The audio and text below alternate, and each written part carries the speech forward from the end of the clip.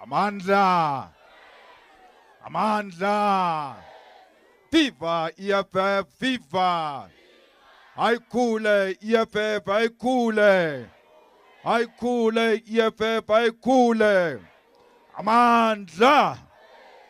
Thank you very much, Deputy President Godrich Gadi, our chairperson, Comrade Dunga, our provincial secretary, Comrade Mushe, and the collective, and all the sub-regional leaders who are here, and the ground forces of the EFF who are here today.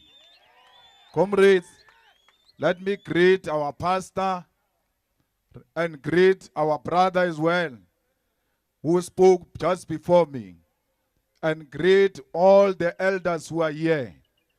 Ore asele latlhegile na batho ba bagolo ka gore batho ba bagolo a ba tlhokege mo baneng. Ntle le lena there won't be guidance. Revolutionary greetings, fighters, and the courageous people of Sophiatown. It is with deep humility and pride and revolutionary commitment that I stand before you today in a place that carries the soul of a people who refuse to be broken. We are here today in Sophiatown, a land soaked in the resistance of those who were forcefully removed to make way for the apartheid regime. It is no coincidence that we gather here for Land Reclamation Day, because this place is the perfect symbol of everything we fight against and anything we are fighting to return. This is a sacred land, land where the bulldozers of white supremacy tore apart families, dreams, and dignity, land that was taken by force and must be returned with equal determination. Today, we raise our voices, not just for Sophiatown, but for all the land that was taken across this country, from Eastern Cape to Limpopo, from Karoo to KwaZulu-Natal. We are here to reiterate the call that we must reclaim the land that was stolen from our ancestors. We are here to finish the work of those who were displaced, silenced, and buried. We are here to take the land back without fear, without apology, without compensation. We gathered here today to honor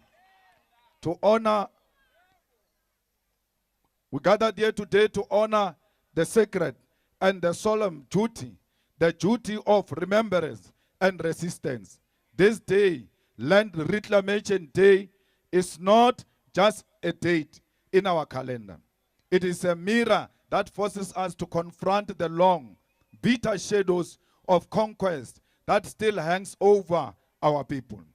The 6th of April, 1652, fighters, is the year the European colonial project began on the southern tip of Africa. It is not the beginning of history. It is the beginning of dispossession. In that year, Jan van Riebeeck arrived at the Cape, sent by the Dutch East Indian Company. He did not come as a tourist. He did not come as a refugee. He came as an agent of European imperialism to secure land, labor, and resources to sustain the Dutch emperor's maritime trade.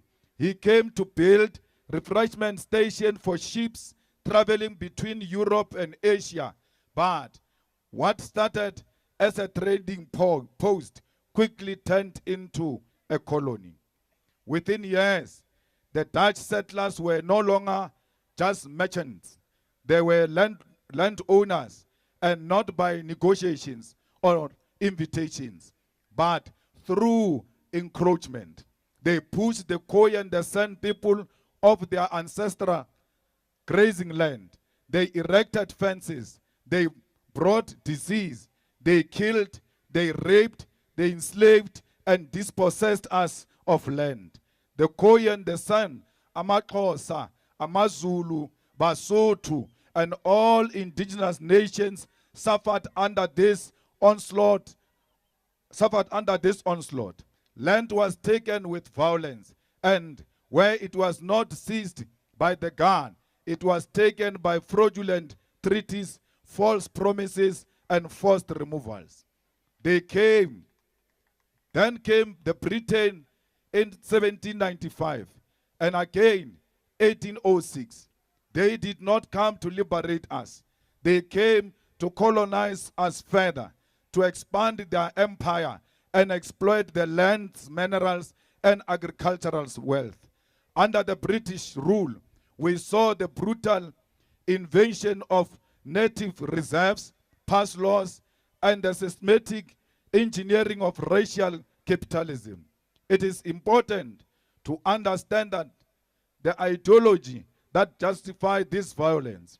The colonizers believed they had a divine civilization duty, a white man's burden, to tame the so-called wild Africans. They called us primitive, lazy, and incapable of using land productively.